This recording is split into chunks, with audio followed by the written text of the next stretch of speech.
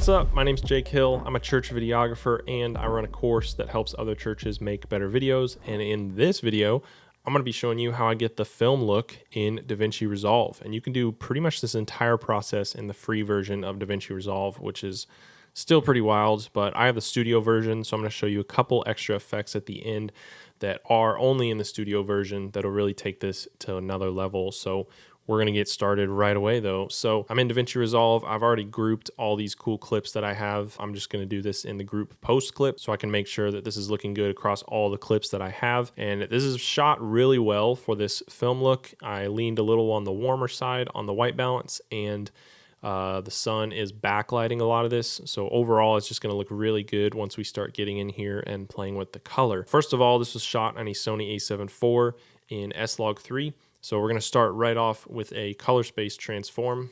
So I'm going to go in Effects, drag in a CST, and then I'm going to change my input color space to Sony S-Gamut3.Cine, input gamma to S-Log3, and then the output color space is going to be DaVinci Wide Gamut and DaVinci Intermediate. And really why I do this is so I do a lot of the grading and things in the DaVinci Intermediate, DaVinci Wide Gamut color space.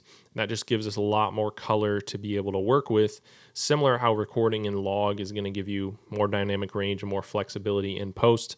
Similar concept. So I always go from S-Log3, S-Gamut3.Cine to DaVinci Wide Gamut and DaVinci Intermediate. That's always my first CST. I'm just going to label that real quick, and then the next one I'm going to make, this is going to be my contrast node, and then I'm just hitting Option S here to add new nodes, a little quicker than right-clicking Add New Node Corrector, but you can do that as well. Next one's going to be my saturation, and then I'm going to add another CST. I can just drag that on there, and then the next is going to be our film. And then what I'm actually going to do for this color space transform is go over here, copy this other CST, and paste it on this, so I don't have to go through find all these things again. All I can do is just hit swap, so it's going to put DaVinci Wide Gamut Intermediate up there, and I want this to be Rec 709 Gamma 2.4, which is our output. And you can see image already looks pretty good, but it's pretty standard, and I think this is going to cater really good towards the film look because it's, like I mentioned, it's pretty warm. And it's already got some nice contrast and nice fall colors going on in here. So we have our film node. Now we have our CST. So we have these two nodes right here, which are in the DaVinci Wide Gamut, DaVinci Intermediate color space. So DaVinci Resolve has a lot of LUTs for film looks already built in, which is awesome. And I use those a ton. So that's what we're going to use in here. All we have to do is open up our LUTs panel. Then we're going to go to film looks. And really my most used ones are these three down at the bottom, the Rec 709, Kodak, 2383, D55, 60, and 65. And for a while I actually didn't understand what that meant, the difference between 55, 60, and 65. And eventually I actually found out that those are different white balances. So some of those perform a little better on warmer versus cooler footage, and they give you a little different tone at the end, so you can play with whichever one you like the best. So then what I'm going to do next is basically drag this LUT onto my film node. So let's just grab the D60 right now, and as you can see, it looks pretty bad. And if you were me a couple years ago, I would have stopped here and gone, what the heck, I don't understand why people love these LUTs and this film look so much, because that looks terrible. You would be correct, because it really does. That's because we're missing a key ingredient here, and that's actually our color space. You need to be in a different color space other than Rec 709 Gamma 2.4 for this film look LUT to apply. So that's what we're going to do here. And I'll explain why I'm not doing it on this node here in just a second. So I'm going to add a new node, copy this color space transform, paste it on here, and it's going to look, perfect. That's good. That's good to go. What I'm going to do on this one is this is going to be Rec 709 Gamma 2.4 because that's our input. And what I'm going to go to is Rec 709. And the gamma is going to be Cineon Film Log. And don't ask me about the technical part of this because I don't understand all of it. All I know is that you just want to be in Cineon Film Log. Let me give you an overview of our CSTs. Sony S-Log3 to DaVinci Wide Gamut, DaVinci Wide Gamut to Rec 709 Gamma 2.4, Rec 709 Gamma 2.4 to Cineon Film Log, and then our film log. Now, the reason that I do these on separate nodes, these two right here, is because if I did it on the same node, say I take all these right here and I create a compound node. So it's like, here's my film log right here. And if I go over to here, the key output, this is basically the opacity or the percentage that this is being applied. And if I take this down, now guess what color space we're in? Now, if we're at 0%, we're in DaVinci Wide Gamut, DaVinci Intermediate, and we don't want to be in that color space, clearly. So what I'm going to do is undo, undo, undo, and I'm going to make a compound node out of these two. So create compound.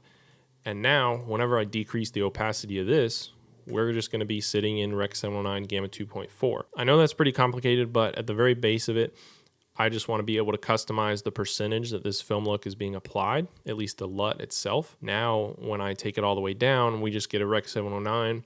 And if I increase it, we get more and more film look. So that's what I typically do to get the film look for this footage. And honestly, you could leave it right there because that's pretty good. You can see the tone is just looking way better. It's pushed these trees a little more in the yellow world and it's warmed it up a lot. Looks really good. So you could leave it there, but I'm gonna keep giving you a couple tips if you wanna keep adding on to this. So I'm gonna rename this one, and this is gonna be film look. I'm just gonna go over here and increase the contrast. Bring it up, nothing crazy, just a little bit. And then adjust our pivot. I always do a Command D on this node just to make sure what I'm doing is actually helping the image. And yeah, it adds a little bit more contrast up here, making the blacks a little deeper. Now for our saturation node, there's a lot of ways to do saturation, and there's probably a lot of better ways, but for this, for today, I would just up your saturation here, and that's gonna help bring some life to some of the colors in there. Just do a quick on and off.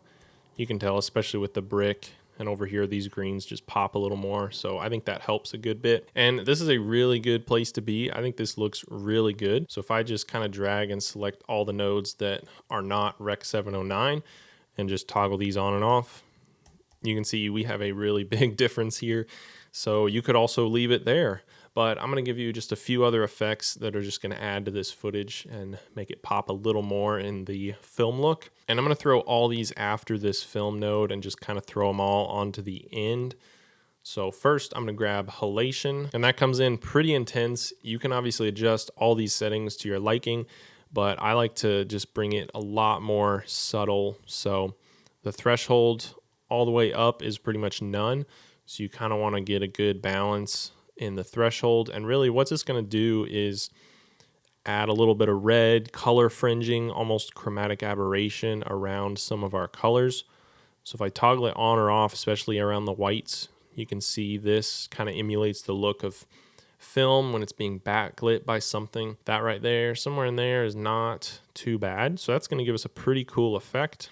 And then let's go ahead and add another effect, because why not? So if I go ahead and add a glow on there after that, this is also just going to make our highlights pop, and you can tell right up here that area is looking perfectly overexposed. I'm just kidding. That's not great. What we can do is also adjust our intensity here, and I think even if I don't go a whole lot, toggle it on or off, it kind of just adds a little bit of glow into the highlights, and you can just play with it till it looks good. All sorts of stuff like that. I think just a little bit of glow in there is going to look pretty good. Something like that, just kind of glow around the edge there.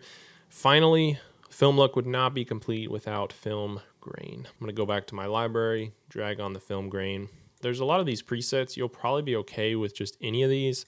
If I click on 35 millimeter, zoom in a little bit, you can definitely see it here. It's not super intense, and I would be careful using this, especially for social media, because a lot of the grain can just turn into artifacts and noise. You can adjust the opacity here. I think that looks pretty good. Just up the size just a little bit. All right, and then I'm going to select all our nodes here and see a before and after from Rec 709 to our film look. So that's our Rec 709, and there's our film effect. And so it looks pretty good, honestly. I'm pretty happy with this, especially in this scenario with the leaves. It's going to take some refining on each of these shots just to make sure it looks as good as it can with some of the different exposures on some of these other shots. But I'm pretty happy with that. I think you could spend a lot more time dialing it in, but that's a pretty easy way to get the film look. Now, some of these effects over here are in the paid version of Resolve, so you would need to pay for the studio version to access those, but I believe the LUTs are free. So real quick, I'm just going to look at a couple of these other shots and see how it performed some of these others That's not bad. The sky is super blown out. So here the glow is probably a little too intense if you look at the bright region up there. So there's that. There's this shot. This looks really good, actually. I think that red brick looks really good in the film look. Let's do a before and after on that one. Yeah, that looks good. These leaves, that shot looks really good. This one I like a lot. It's definitely going to stutter some. The film grain actually really crushes the playback typically. This sidewalk, this looks really sick. Yeah, that's good. I mean, it's crazy. It just goes from like pretty normal shot of a sidewalk to like, this looks pretty good. This is a really good shot as well. This one looks really good. I like how the colors turned out on the red brick and everything here. So just click the link down in the description and you can grab this PowerGrade that I have literally on my screen right here completely for free. So you can emulate exactly what I have right here. That's about all I got, but thanks for watching and I'll see you in the next one.